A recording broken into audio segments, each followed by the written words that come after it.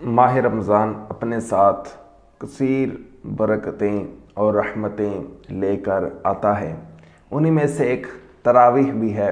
نبی کریم علیہ الصلوۃ والسلام نے تراویح کو قائم فرمایا لیکن پھر اس کو ترک فرما دیا، اس خوف سے کہ کہیں میری امت پر یہ فرض نہ کر دی جائے، اور یہ بخاری شریف کی روایت ہے کہ آپ نے اس خوف سے اس کو ترک فرمایا۔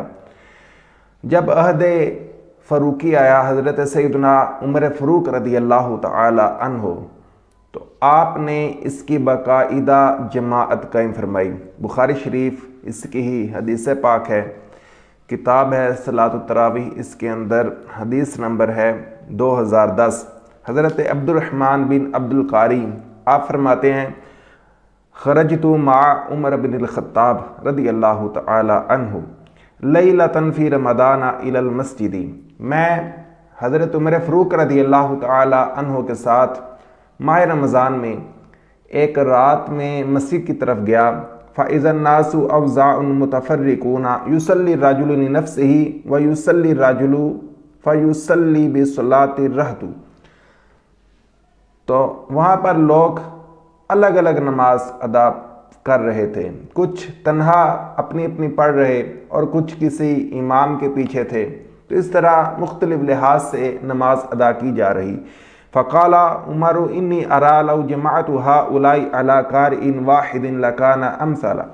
تو حضرت عمر فاروق رضی اللہ تعالیٰ عنہ نے فرمایا، اگر میں ان کو ایک امام کے پیچھے جمع کر دوں تو یہ زیادہ افضل ہے، بہتر ہے۔ ثم عزم فجمعهم على ابی بن کعب۔ پھر آپ نے یہ عزم فرمایا اور ان کو ابی بن کعب رضی اللہ تعالی عنہ کے پیچھے جمع فرما دیا، یعنی ان کو امام بنا دیا۔ ثم خرجت معه لیلۃ اخرى والناس یصلون بصلاۃ قارئہم۔ پھر میں ایک دوسری رات حضرت عمر فاروق رضی اللہ تعالی عنہ کے ساتھ مسجد کی طرف گیا تو لوگ ایک امام کے پیچھے نماز ادا فرما رہے تھے۔ قال عمر نعم البدعۃ هذه۔ تو حضرت عمر فاروق رضی اللہ تعالی عنہ نے فرمایا، یہ کتنی اچھی بدعت ہے، نیا کام ہے۔ بدعت اس کے بارے میں ہمارا اس سے پیچھے بیان گزر چکا ہے، تو آپ اس کے مزید ڈیٹیل اس کے بارے میں آپ سن سکتے ہیں، اور قرآن و حدیث سے اس کی اقسام وغیرہ اور دیگر معلومات اس میں فراہم کی گئی ہے۔ تو بہرحال یہ ایک اچھا کام تھا جو حضرت عمر فاروق رضی اللہ تعالی عنہ نے قائم فرمایا اور اس کی جماعت کو مقرر فرما دیا۔ اب اس کی رکعتوں کے بارے میں سوال کیا جاتا ہے کہ 8 ہیں یا 20 ہیں۔ بعض لوگ 8 ادا کرتے ہیں، بعض 20 ادا کرتے ہیں۔ 8 والے بخاری شریف کی ہی ایک حدیث بیان کرتے ہیں، تو ہم اس حدیث کو بیان کرتے ہیں۔ دیکھیے یہ موقف تو قائم ہے کہ 20 رکعتیں ہی تراویح کی ہیں، اور یہ کثیر احادیث کے اندر موجود ہے، اور حضرت عمر فاروق رضی اللہ تعالیٰ عنہ کے زمانے میں بھی آپ نے 20 رکعتیں ہی قائم فرمائی۔ 8 والے جو ہیں وہ حدیث بیان کرتے ہیں، اور وہ یہ کہتے ہیں کہ بخاری شریف کے اندر ہے، حضرت عائشہ صدیقہ رضی اللہ تعالی عنہ اس کو روایت کرتی ہیں، ما کان رسول اللہ صلی اللہ علیہ وسلم یزید فی رمضان وفی غیرہ علی 11 رکعات، کہ نبی کریم علیہ الصلوۃ والسلام رمضان اور غیر رمضان میں 11 رکعتوں سے زیادہ نہیں تھے پڑھتے۔ تو اب وہ کہتے ہیں کہ اگر 8 سے زیادہ رکعتیں ہوتی تو نبی کریم علیہ الصلوۃ والسلام اس کو پڑھتے۔ تو اس کے کئی جوابات ہیں۔ پہلا یہ کہ یہ جو 8 رکعتیں ثابت کرتے ہیں اس حدیث سے، تو یہ حدیث انہی کے خلاف ہے، کیونکہ وہ لوگ 1 رکعت وتر کو ثابت کرتے ہیں، اور اس حدیث سے وہ 11 رکعتوں میں سے 8 جو ہے وہ تراویح کی، تو باقی 3 وتر۔ تو اب یہ حدیث تو نہیں کے خلاف ہوئی، تو وہ 1 رکعت وتر کہاں سے پڑھتے ہیں یہ بتائیں، کہ نبی کریم علیہ الصلوۃ والسلام تو یہ بخاری شریف کی حدیث سے بتا رہے ہیں 3 رکعت وتر ادا کیا کرتے۔ تو اب ان کو یہ جواب دینا چاہیے، تو کیا حدیث کے ایک حصے پر ایمان لا رہے ہیں اور ایک حصے کو چھوڑ رہے ہیں؟ تو غور کرنے کی بات ہے۔ تو دوسرا یہ کہ ام المومنین حضرت عائشہ صدیقہ رضی اللہ تعالی عنہا یہاں پر تراویح نہیں بلکہ تہجد کا بیان فرما رہی ہیں، کیونکہ فرمایا رمضان اور غیر رمضان اس میں 11 رکعتیں ہی ادا فرماتے، تو غیر رمضان کے اندر تراویح کب پڑھی جاتی ہے؟ تراویح تو رمضان کے اندر ہوتی ہے۔ اور پھر اس حدیث کو امام ترمذی انہوں نے جو ہے وہ تہجد کے باب کے اندر صلاۃ اللیل اس کے اندر اس حدیث کو ذکر کیا، اور اس حدیث کے آخر میں یہ بھی ہے کہ حضرت عائشہ صدیقہ رضی اللہ تعالی عنہا انہوں نے نبی کریم علیہ الصلوۃ والسلام سے سوال کیا کہ آپ وطر پڑھنے سے پہلے سو کیوں جاتے ہیں؟ تو نبی کریم علیہ الصلوۃ والسلام آپ نے فرمایا کہ ہماری آنکھیں سوتی ہیں، دل نہیں سوتا۔ تو پتہ چلا کہ یہ آخری رات کے آخری حصے میں پڑھی جانے والی نماز کا بیان ہے، اور سونے کے بعد پڑھی جانے والی نماز تہجد ہوتی ہے، تراویح تو سونے سے پہلے پڑھی جاتی ہے۔ پھر یہ کہ اس میں تراویح مراد ہے، تو اگر یہ لیا جائے کہ تراویح ہی مراد ہے، 8 ہی تراویحاں ہیں، یہ حدیث تراویح کو بیان کرتی ہے، تو عمر فاروق رضی اللہ تعالی عنہ آپ نے پھر 20 رکعت تراویح کیوں قائم فرمائی؟ اور حضرت عائشہ صدیقہ رضی اللہ تعالی عنہ اس وقت خاموش کیوں رہیں؟ اگر یہ 8 ہی تھیں تو پھر 20 قائم کرنا تو یہ تو ایک برا کام تھا کہ سنت کو ترک کیا جا رہا تھا، بدعت سیئہ بن رہی تھی۔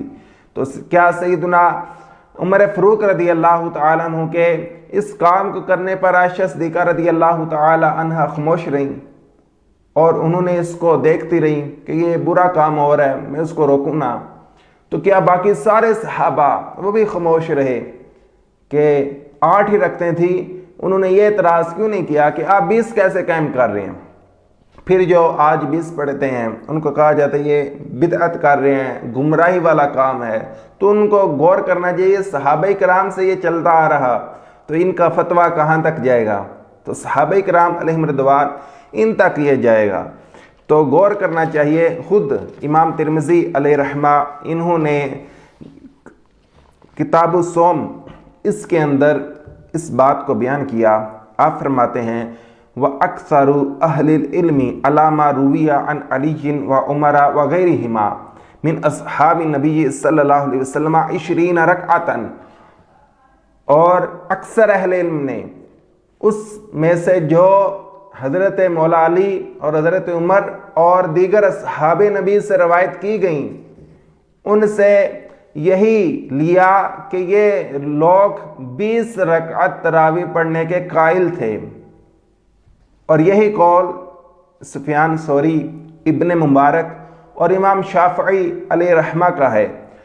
اور امام شافعی رحمۃ اللہ تعالی علیہ فرماتے ہیں ادرکت ببالادی مکہ یصلون 20 رکعتاً، کہ ہم نے مکہ والوں کو 20 رکعت تراویح پڑھتے ہوئے پایا۔ تو یہ ترمذی شریف اس کے اندر یہ موجود ہے۔